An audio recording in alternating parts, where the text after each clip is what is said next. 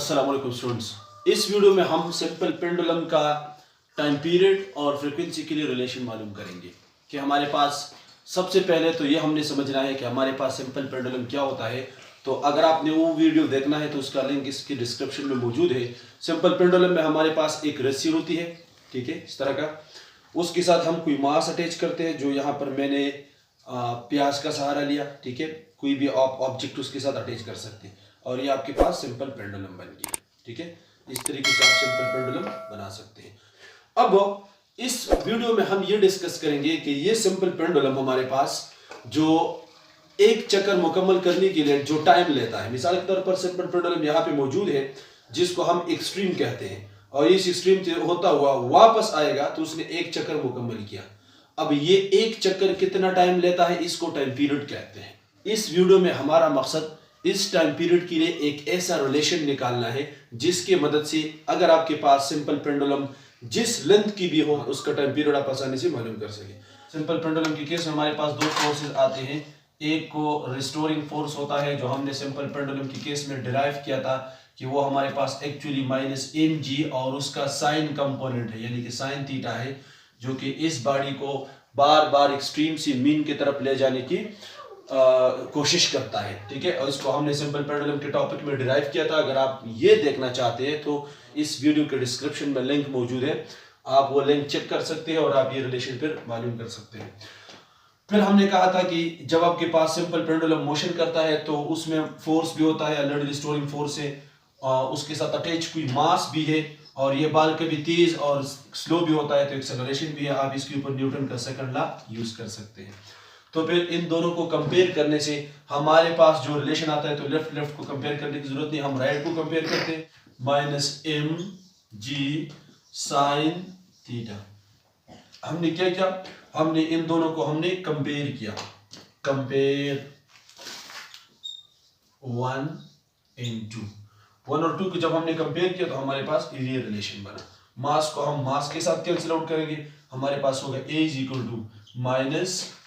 -g, और sine theta की जगह हमने उस रिलेशन से जो हमारे पास सिंपल पेंडुलम है, अगर आप ज्यादा डिटेल से देखना चाहते हैं तो आप लिंक के ऊपर क्लिक कर ले, इसी वीडियो के डिस्क्रिप्शन में। तो उससे हमने निकाला था x/l, जो हमने उसका ट्रायंगल बनाया था, और उसी ट्रायंगल से हमने साइन रिलेशन निकाला था। साइन की जगह हम लगाएंगे x/l, ठीक है।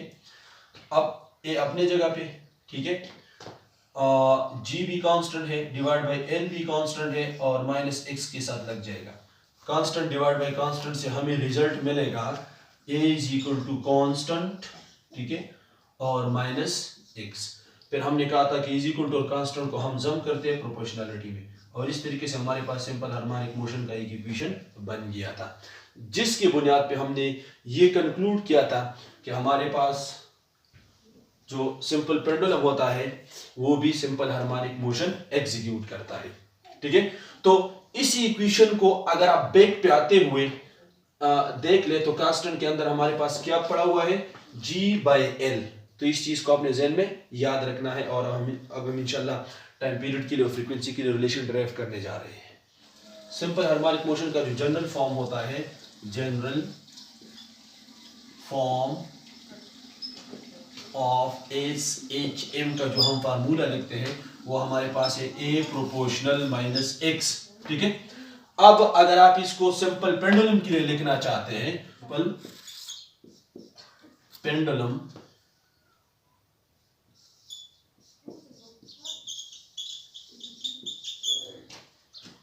अगर आप इसको इक्वेशन 1 का नाम दें तो इक्वेशन 1 हम लिख सकते हैं, किस तरह लिख सकते हैं, ये अपने जगह पे प्रोपोर्शनलिटी को हटाने के लिए इज इक्वल टू साइन और एक इसके अंदर कांस्टेंट होता है, ये हम पहले से जानते हैं, बार बार इस तरह हम दोहराते इसको कि हमारे पास प्रोपोर्शनलिटी को हमेशा एक इज इक्वल टू एक कांस्टेंट से रिप्लेस किया जा सकता है। अब सिंपल पेंडुलम के केस में हमारे पास कांस्टेंट जो है वो मैंने इससे थोड़े पहले डिस्कस किया, वो बराबर है g/l की और -x अपनी जगह पे, ठीक है। तो अब इसको आप इक्वेशन x का नाम दे, ठीक है।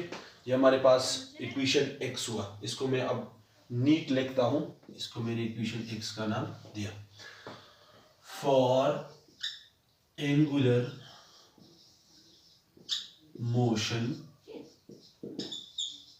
एंगुलर मोशन के केस में हमारे पास जो सिंपल हार्मोनिक मोशन का जो जनरल फॉर्म था A प्रोपोर्शनल माइनस एक्स, वो मैंने स्प्रिंग मास सिस्टम में भी डिस्कस किया था और इसमें भी हम लिखेंगे कि ये इक्वेशन एंगुलर मोशन के केस में हमारे पास बराबर होता है A is equal to, proportionality की जगह एक इज इक्वल टू आएगा और एक कांस्टेंट, यहाँ पे हमारे पास कांस्टेंट होता है 4 pi square divide by T square into minus x, और इसको आप इक्वेशन y का नाम देंगे। अब ये किस तरह इसके बराबर होता है, तो हमारे पास फर्स्ट टर्म इसको हम डिटेल से स्टडी करते हैं कि सिंपल हार्मोनिक मोशन को अगर हम एंगुलर मोशन के केस में स्टडी करते हैं तो फिर इससे ये फॉर्म निकलता है। अगर सिंपल हार्मोनिक मोशन को हम सिंपल पेंडुलम के लिए डिस्कस करते हैं तो फिर इसका ये फॉर्म होगा। अगर आप स्प्रिंग मास के लिए डिस्कस करते हैं तो फिर इसमें K/m आएगा। ठीक है, तो इस तरह ये भी हमारे पास 4 pi square divide by T square इस तरह आता है, जो कि हमने 10th में नहीं फर्स्ट टर्म में डिस्कस करेंगे।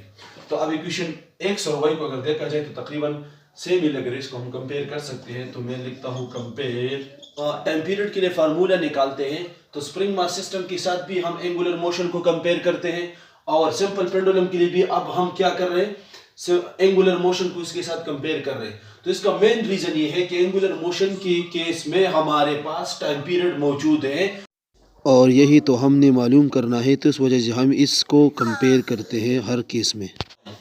अगर आप x और y को कंपेयर करते हैं तो लेफ्ट साइड और लेफ्ट साइड को कंपेयर करने की कोई जरूरत नहीं है, हम राइट साइड को कंपेयर करते हैं। तो इसको कंपेयर करने से हमें मिलेगा 4 pi square divide by T square और इसके साथ ब्रैकेट में है माइनस एक्स, और इस इक्वेशन का जो राइट साइड है वो मेरे पास है g divide by L into minus x. Minus x दोनों में कॉमन है तो आप दोनों साइड से इसको खत्म कर सकते हैं, इसको रिपीट करने की जरूरत नहीं है।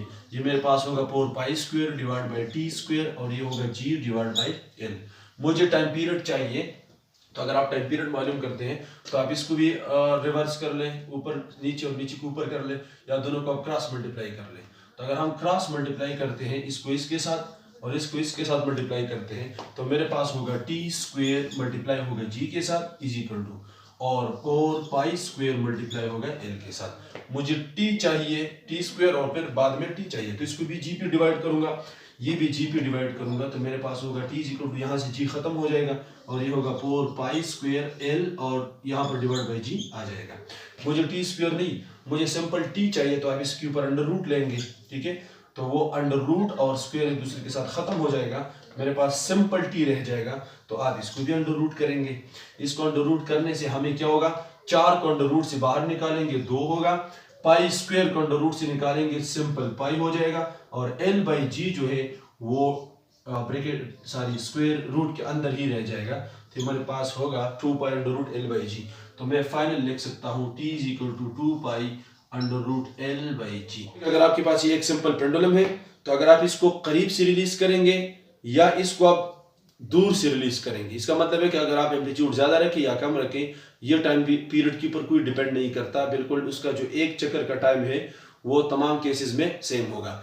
इस इक्वेशन से पता चलता है कि ये सिर्फ और सिर्फ हमारे पास टाइम पीरियड जो है वो इस सिंपल पेंडुलम के लेंथ के ऊपर डिपेंड करेगा, कि अगर आप इस रस्सी का लेंथ ज्यादा रखेंगे तो ये एक चक्कर ज्यादा टाइम में मुकम्मल करेगा, अगर आप रस्सी के लेंथ को कम करके रखेंगे तो फिर ये चक्कर कम टाइम में कंप्लीट करेगा, यानी फिर इसका टाइम पीरियड कम होगा। फ्रीक्वेंसी को मालूम करने के लिए हमारे पास इस चैप्टर के स्टार्ट में हमने कहा था कि टाइम पीरियड होना चाहिए, क्योंकि हमें पता है कि अगर आप किसी भी टाइम पीरियड को किसी भी ऑसिलेटरी बॉडी की या वाइब्रेटरी बॉडी की टाइम पीरियड का रेसिप्रोकल लेंगे तो आपको मिलेगा फ्रीक्वेंसी। तो टाइम पीरियड ऑलरेडी हमने इससे पहले इसी वीडियो में मालूम किया कि time period of a simple pendulum is equal to 2 pi under root L by G. ठीक है, 1 अपने जगह पे, टी की जगह मैंने ये पूरी वैल्यू लगा ली, तो फ्रीक्वेंसी इज इक्वल टू 1 और 2 पाई अपने जगह पे, और एल बाई जी जब ऊपर जाएगा तो जी बाई एल होगा। इसका मतलब है कि अब फ्रीक्वेंसी और लेंथ, टाइम पीरियड के लेंथ के बीच में हमारे पास इनवर्स रिलेशन है कि जब आप लेंथ को बढ़ाएंगे तो आपके पास फ्रीक्वेंसी कम होगी और टाइम पीरियड ज्यादा होगा, जब आप लेंथ को कम करेंगे तो आपके पास टाइम पीरियड कम होगा और फ्रीक्वेंसी इंक्रीज होगी, यानी कि 1 सेकंड में फिर ये ज्यादा साइकिल्स कंप्लीट करेंगे। अगर आप लेंथ को और कम करेंगे तो फिर उसकी फ्रीक्वेंसी और भी इंक्रीज होगी। तो यहाँ से हम कह सकते हैं कि लेंथ और फ्रीक्वेंसी का इनवर्स रिलेशन है, और यहाँ से हम टाइम पीरियड के लिए जो हमने कहा था कि टाइम पीरियड का फार्मूला है जिसमें हम कहते हैं कि लेंथ और टाइम पीरियड का आपस में डायरेक्ट रिलेशन है। स्टूडेंट्स, मजीद इस तरह की वीडियोस हासिल करने के लिए हमारे चैनल शासिब अकेडमी को सब्सक्राइब कीजिए ताकि हर लेक्चर आपको बर वक्त मिल सके। Thank you very much.